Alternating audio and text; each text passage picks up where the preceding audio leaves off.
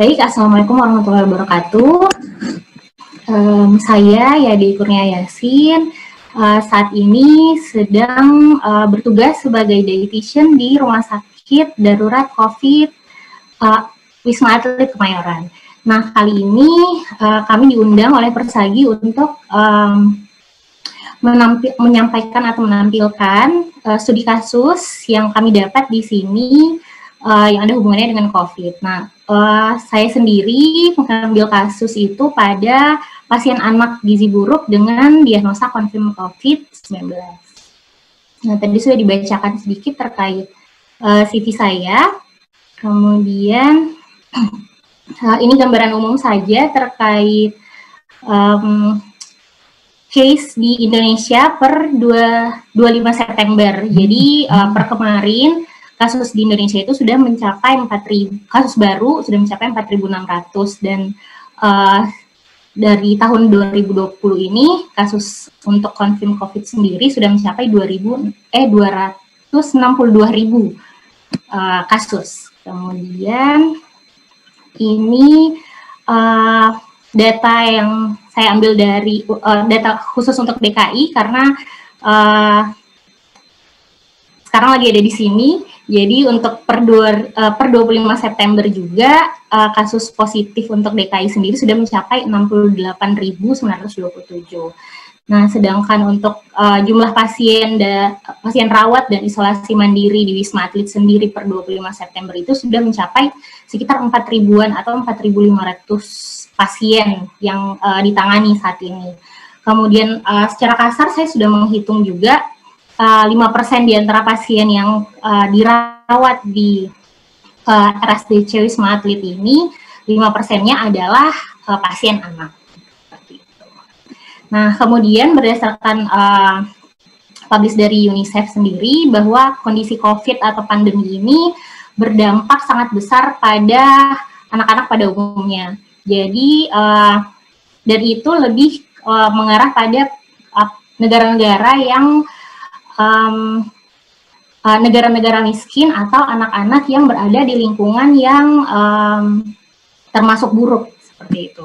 Jadi yang tadi sudah disampaikan beberapa materi tentang ICU dan lansia, jangan sampai diabaikan bahwa anak-anak yang kemudian juga menjadi kelompok dari krisis pandemi ini. Kemudian dari UNICEF lagi, ini ada statement bahwa angka malnutrisi pada anak ini bisa meningkat selama pandemi COVID-19 ini, sehingga butuh penanganan yang akurat dan cepat. Kemudian Indonesia juga sudah berada pada salah satu negara tertinggi dengan angka stunting dan wasting. Seperti itu. Kemudian malnutrisi pada pasien dengan COVID itu bisa saling memperburuk keadaannya. Jadi malnutrisi bisa memperburuk COVID-nya atau COVID memperburuk malnutrisinya. Kemudian pada saat yang sama lebih banyak anak yang kemudian asupannya jadi rendah, kualitas makanannya jadi rendah, kemudian ada masalah pelayanan juga, ada masalah ketidakpastian. Itu juga berpengaruh atau sebagai faktor-faktor yang menyebabkan malnutrisi pada pandemi saat ini.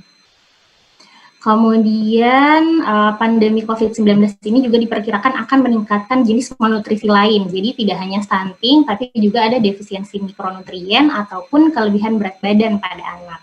Nah, untuk akses makanan yang bergizi, kemudian aman dan terjangkau itu perlu dilakukan sebagai penanggulangan dalam kondisi pandemi ini. Nah, sekarang saya tampilkan terkait studi kasus pasien anak gizi buruk dengan diagnosa konfirm COVID-19. Ini identitas pasiennya, anak yang kemudian saya ikuti atau monitori ini adalah anak perempuan dengan usia 3 tahun 2 bulan. Masuk rumah sakit 18 September, tapi pengamatannya dimulai dari 20 September. Diagnosa anak tersebut adalah konfirm COVID-19 dengan simptomatik ringan, kemudian ada suspek cerebral palsy sehingga terlihat mikrosefali, ada kesan mikrosefali dan gizi buruk.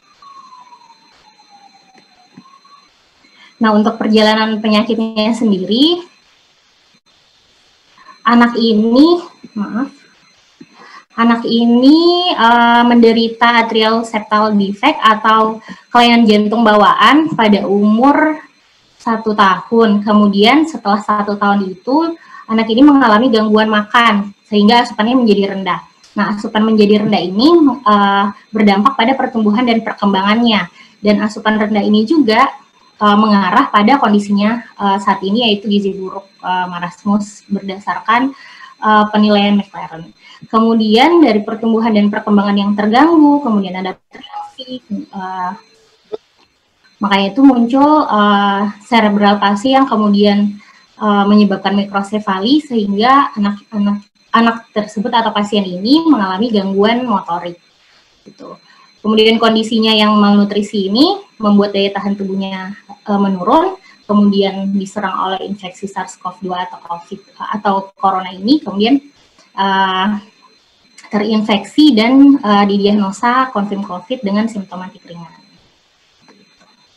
Kemudian untuk antropometrinya sendiri, tadi sudah dijelaskan bahwa kalau kami di rumah sakit darurat COVID ini, pertama kami melakukan screening sama dengan yang dijelaskan oleh narasumber sebelumnya. Screening yang dilakukan juga menggunakan beberapa form. Kalau untuk orang dewasa biasanya MNT, kemudian untuk anak biasanya kita pakai Strong Kids. Sebenarnya banyak untuk form screening anak sendiri, bisa Strong Kids, PWMIs, atau STEM, sebenarnya banyak. Kemudian dari hasil screening itu, kemudian kita kumpulkan data, salah satunya antropometri ini, ditemukan pada pasien ini ada berat badannya adalah 9 kg. Kemudian panjang badannya karena diukur telentang, panjang badannya 85 cm karena diukur telentang sehingga ditemukan tinggi badannya 84,3. Kemudian untuk lingkar lengannya 12 cm dan lingkar kepalanya 40 cm. Nah, untuk status gizinya sendiri, di sini saya pakai status grafik pertumbuhan. Yang pertama WHO, kemudian yang kedua grafik cerebral palsy. Karena kenapa saya pakai dua grafik pertumbuhan untuk melihat perbedaan perkembangannya sebenarnya. Jadi dibandingkan dengan anak normal dan dibandingkan dengan anak-anak yang kondisi sama atau cerebral palsy. Nah, menggunakan grafik WHO ini ditemukan dengan indikator berat badan per umur, tinggi badan per umur, berat badan per tinggi badan, itu anak tersebut, kesimpulannya adalah anak tersebut memiliki status gizi buruk dengan perawakan pendek untuk anak seusianya. Sedangkan menggunakan grafik cerebral palsy, anak tersebut termasuk normal di antara anak-anak dengan kondisi yang sama. Nah, ini grafik pertumbuhan dengan cerebral palsy. Di sini sebenarnya dia berada di persentil 10 sampai 50. Cuman cerebral palsy ini untuk interpretasinya tetap mengikuti CDC, sehingga anak tersebut untuk kelompok cerebral palsy termasuk dalam pertumbuhan yang cenderung normal. Cuman dibandingkan dengan anak-anak seusianya, jadi garis putus-putus ini adalah pertumbuhan untuk populasi anak normal. Jadi dibandingkan dengan populasi anak normal memang cenderung lebih lambat atau berbeda. Sedangkan untuk grafik pertumbuhan WHO sendiri, di sini saya pakai untuk lingkar kepala, kemudian ada lingkar lengan, itu juga di bawah -3 standar deviasi, termasuk interpretasinya termasuk buruk. Kemudian ini untuk grafik pertumbuhan tinggi badan per umur, kemudian berat badan per umur, dan berat badan per tinggi badan juga termasuk di bawah -3 SD. Untuk tinggi badan dan berat badan per tinggi badannya di bawah -2 standar deviasi. Kemudian selain antropometri, kita untuk asesmennya juga ada pemeriksaan fisik. Jadi secara kasat mata anak ini terlihat wasting, kemudian tampak hilangan lemak pada bagian lengan dan kaki, kemudian rambutnya tipis, jarang dan kusam, wajahnya terlihat pucat, kemudian anaknya gelisah dan rewel apabila didekati oleh orang lain selain orang tuanya. Kemudian berdasarkan penilaian McLaren, pasien tersebut termasuk status gizi buruk marasmus. Nah, untuk pemeriksaan klinisnya bisa dilihat sebenarnya anak ini masuk dalam kondisi baik, jadi pasien ini masuk tidak sampai dirawat di HCU, tidak sampai dirawat di HCU atau ICU. Jadi langsung masuk ke ruang perawatan biasa seperti itu. Jadi kondisinya baik, kemudian kesadarannya juga kompos mentis, nadi, kemudian RR dan suhunya juga termasuk normal. Cuman ada keluhan saat masuk yaitu batuk, dan batuk ini masih ada saat dilakukan assessment. Batuk ini sebagai gejala dari infeksi COVID-nya. Kemudian ini riwayat makan dahulu anak tersebut atau pasien ini. The recording has stopped. Untuk interpretasinya sendiri, untuk energi, lemak, dan karbohidratnya termasuk kurang. Sedangkan untuk protein termasuk cukup. Nah, untuk kebutuhannya sendiri, saya menggunakan perhitungan kebutuhan anak gizi buruk fase rehabilitasi karena anak ini masuk dalam kondisi baik dan tidak ditemukan shock atau dehidrasi seperti itu. Jadi sudah langsung pada tahap rehabilitasi. Kemudian untuk riwayat gizi sekarang, pada saat masuk anak ini mendapatkan diet MBTTP. Jadi kalau di RSDC Wisma Atlet, pasien pada umumnya diberikan diet dengan prinsip tinggi energi, tinggi protein, seperti itu. Kemudian pasien ini hanya mengkonsumsi setengah porsi dari diet yang diberikan. Kemudian lauk yang dikonsumsi itu biasanya telur, ikan, dan ayam. Sebelumnya saya balik dulu, di riwayat makan dahulu anak ini untuk konsumsi proteinnya sebenarnya hanya mengkonsumsi telur dan ikan, dan tidak mengkonsumsi lauk nabati karena penerimaan dan tidak pernah sebenarnya diperkenalkan oleh orang tuanya seperti itu. Kemudian variasi makanannya juga saat di rumah termasuk kurang bervariasi. Kemudian untuk sebelum intervensi atau sebelum pada saat assessment didapatkan recall pertama anak ini yaitu energi, lemak, dan karbohidratnya termasuk kurang, sedangkan untuk proteinnya termasuk cukup. Karena anak ini cenderung lebih memilih konsumsi bahan makanan sumber protein saja, seperti itu. Kemudian untuk sosial ekonomian pasien ini adalah anak tunggal, ibu pasien adalah seorang ibu rumah tangga dan ayah pasien adalah seorang tour guide dan nelayan di Kepulauan Seribu. Kemudian pasien diasuh sendiri oleh ibunya di rumah. Keluarga pasien sudah pernah mendapatkan edukasi sebelumnya di puskesmas dan pada saat perawatan akibat kondisi jantungnya itu, kemudian keluarga pasien menyatakan bahwa dalam garis keluarganya belum ada yang memiliki atau tidak ada yang memiliki penyakit serupa dengan pasien. Kemudian riwayat pasien sendiri, pasien dikirim ke puskesmas Kecamatan Pulau Harapan karena keluhan pilek. Kemudian di puskesmas tersebut dikonfirmasi setelah dilakukan swabnya positif pada tanggal 10 September, kemudian dilakukan rujuk 18 September ke rumah sakit darurat COVID ini. Kemudian untuk riwayatnya sendiri, pasien karena tadi ada riwayat jantung bawaan atau SD-nya, itu pernah melakukan operasi pada umur 2 tahun. Makanya kemudian setelah operasi itu, diagnosanya bertambah terdapat suspek cerebral palsy tadi dengan kesan gizi buruk mikrosefali. Gizi kurang mikrosefali. Kemudian sebelum operasi pasien mengalami sesak dan tubuhnya semakin mengecil. Kemudian untuk riwayat kehamilan sendiri sebenarnya termasuk normal, ibunya rutin memeriksakan kehamilan, kemudian rutin ikut senam ibu hamil dan kehamilannya berusia 9 bulan. Kemudian untuk riwayat kelahirannya, pasien sebenarnya lahir normal dengan berat badan lahir 3.300 gram, dengan panjang badan lahirnya 50 cm, tidak biru dan segera menangis. Cuman ada indikasi sebelum lahir bayi tengkurap dan minum air ketuban. Berikut informasi yang didapatkan dari ibunya. Kemudian untuk riwayat imunisasi sendiri, pasien tersebut tidak melakukan imunisasi campak umur 9 bulan dan 2 tahun, sedangkan imunisasi lainnya termasuk lengkap. Untuk riwayat tumbuh kembangnya, pasien memiliki riwayat jatuh umur 3 bulan sebanyak 2 kali.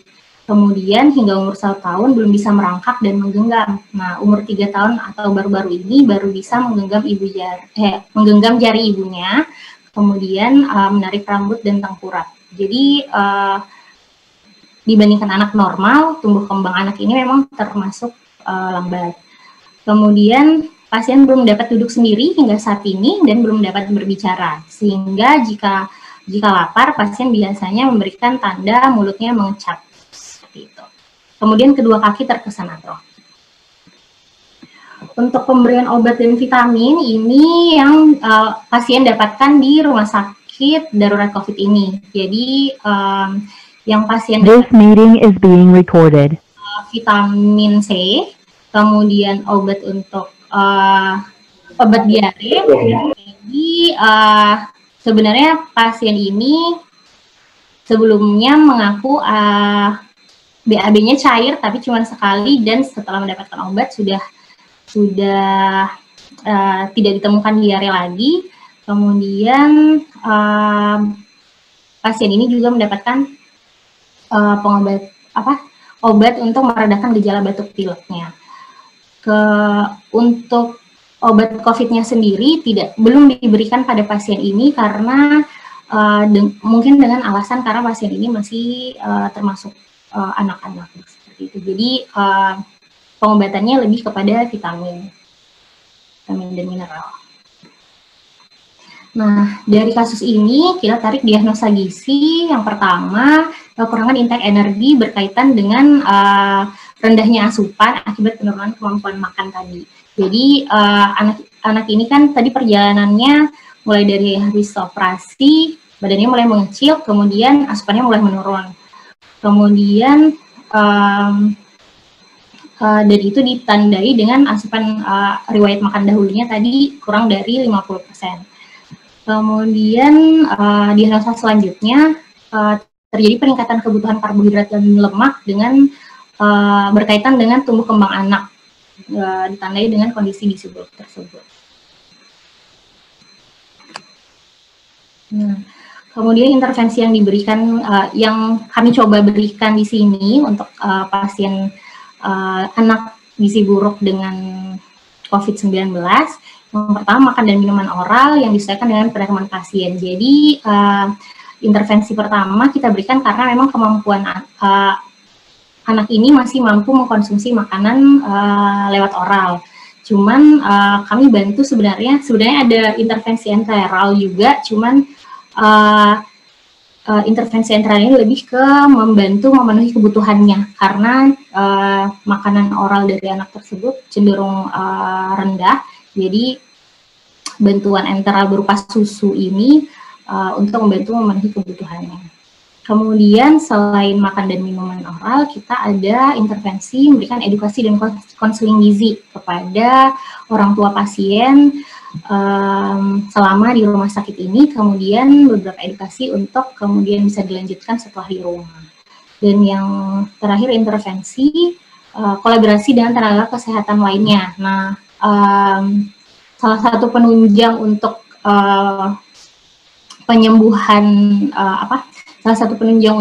penyembuhan pasien ini juga diperlukan kolaborasi antara kami dietitian dengan dokter, perawat ataupun apoteker untuk bekerja sama memberikan terapi yang sesuai dengan pasien atau meningkatkan derajat kesehatan pasien. Nah, untuk syarat dietnya sendiri tadi sudah dijelaskan bahwa saya mengkategorikan anak ini pada fase rehabilitasi, sehingga untuk perhitungan kebutuhannya tetap mengarah pada penata laksanaan gizi buruk WHO. Jadi saya pakai di sini untuk energinya pakai 150 gram per kilogram berat badan aktualnya per hari, kemudian proteinnya pakai 3 gram, lemaknya pakai 25%, dan karbohidratnya sisa dari persentase protein dan lemak. Kenapa saya pakai perhitungan kebutuhan ambang bawah untuk fase rehabilitasi? Pertama mau lihat dulu penerimaan pasiennya seperti apa dengan pemberian intervensi yang diberikan. Kemudian kita lihat juga tanda-tanda apakah tanda-tanda yang kemudian biar kita bisa menilai apakah terjadi repeating syndrome atau tidak. Jadi pemberiannya sebenarnya rencananya dilakukan bertahap sesuai dengan penerimaan pasien. Kemudian untuk cairannya sendiri juga mengikut pada penata laksanaan gizi buruk.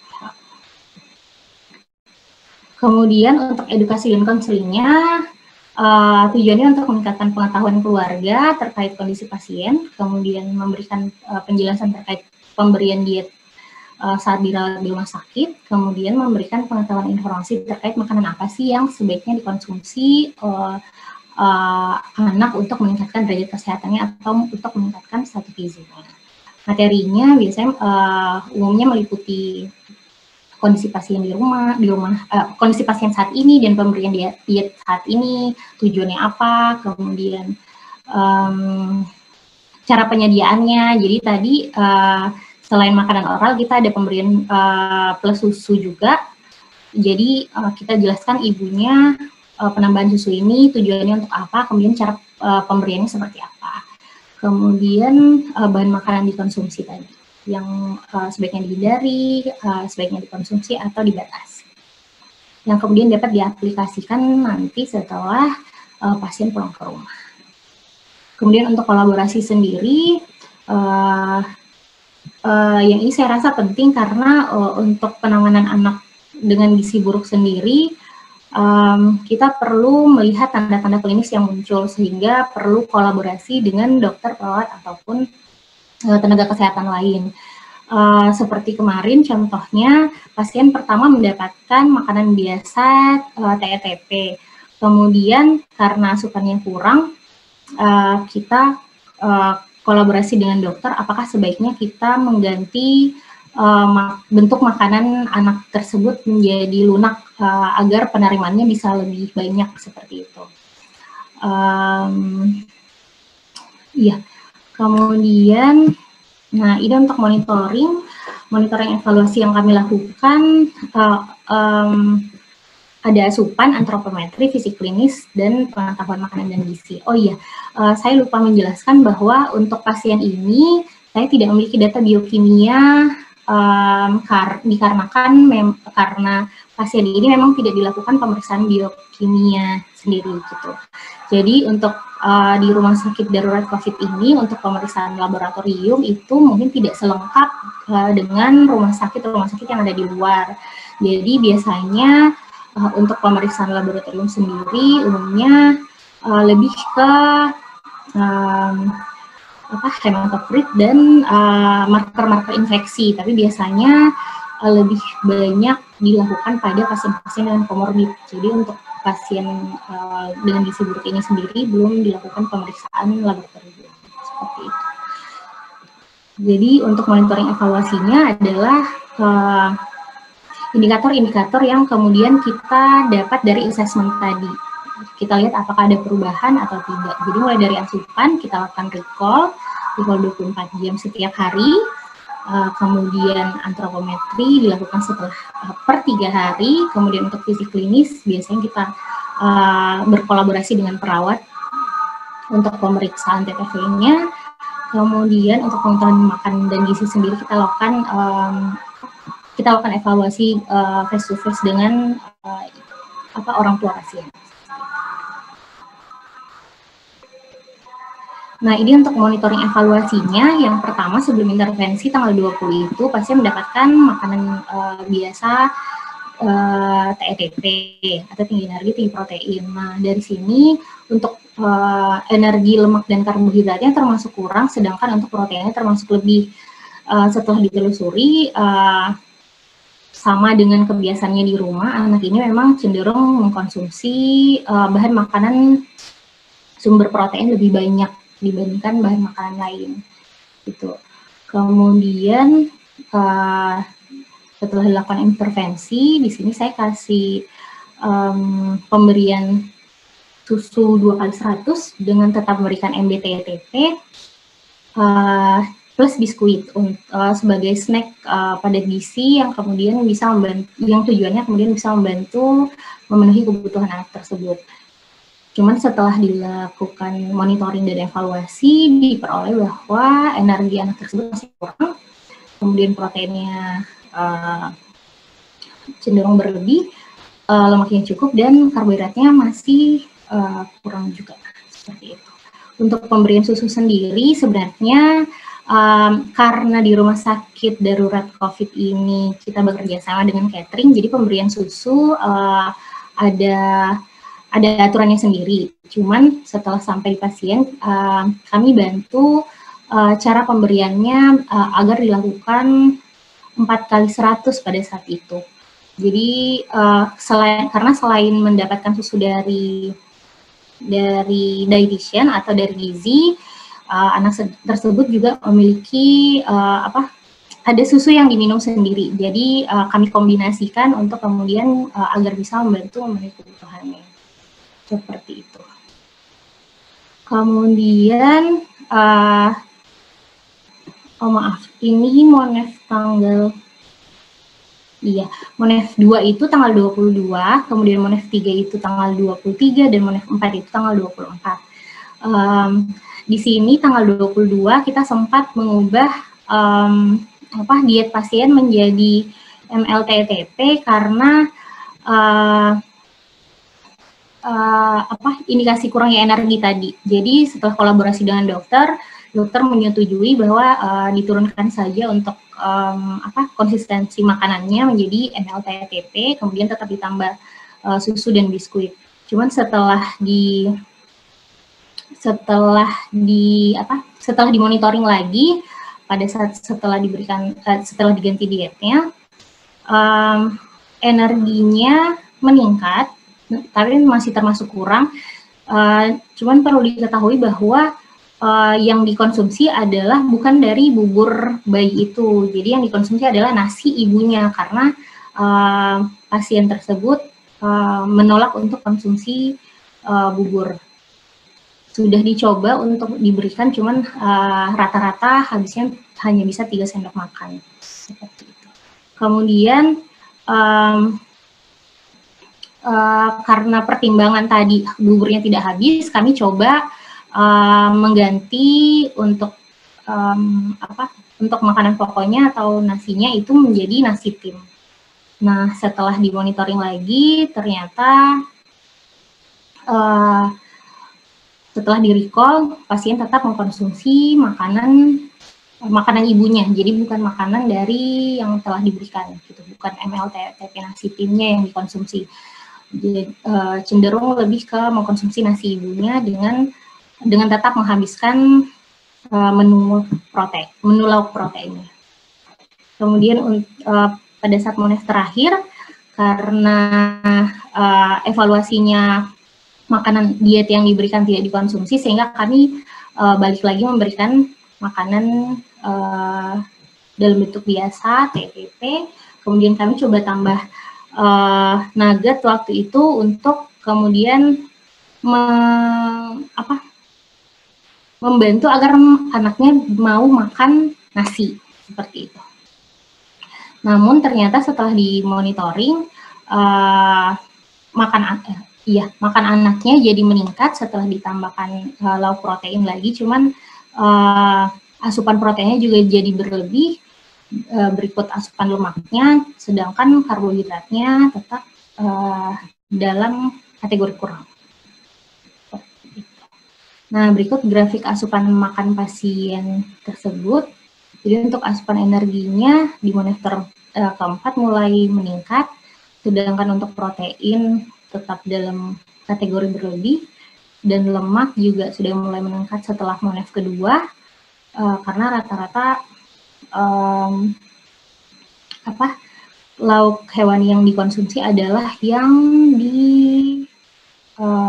digoreng dan yang mengandung minyak seperti itu. Kemudian untuk asupan karbohidratnya sendiri masih termasuk kurang.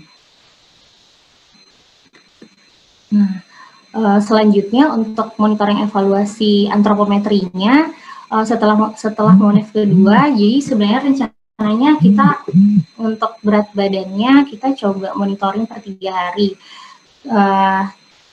Kemudian jadi sebelum intervensi monef 1 dan monef 2 kita coba timbang lagi, itu ada peningkatan sekitar 0,15 kg. Kemudian di monef terakhir setelah ditimbang juga ada peningkatan berat badan menjadi 0,2. Indikasinya mungkin lebih ke konsumsi proteinnya tadi yang tinggi dan konsumsi lemaknya yang tinggi, seperti itu. Namun tetap harus dilakukan monitoring selanjutnya agar kita tahu bahwa asupan yang makanan yang dikonsumsi pasien tersebut benar membantu meningkatkan status gizinya atau benar membantu meningkatkan status gizinya dan mengurangi risiko gejala COVID-nya tadi. Jadi karena konsumsi proteinnya lebih tinggi, kita lihat juga untuk gejala COVID-nya tadi. Ini dilihatnya dari pemeriksaan fisik klinis, di mana sebelum intervensi ada batuk, kemudian setelah monef itu tidak ditemukan batuk. Nah, ini bisa saja karena konsumsinya atau dan dibantu dengan pengobatan juga, seperti itu. Kemudian tidak ditemukan diare, mual muntah, dan keluhan lainnya. Nah, pada pasien ini sendiri, setelah diikuti, memang diketahui bahwa asupan proteinnya tinggi. Cuman perlu digarisbawahi bahwa kondisi infeksi pada pasien COVID juga butuh protein. Jadi bisa saja analisanya adalah bisa saja protein yang dikonsumsi ini digunakan untuk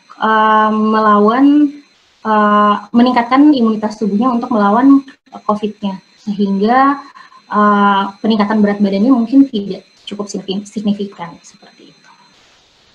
Iya, sekian dari saya. Terima kasih. Selanjutnya jika ada pertanyaan, silakan. Baik, terima kasih. Saya kembalikan ke moderator.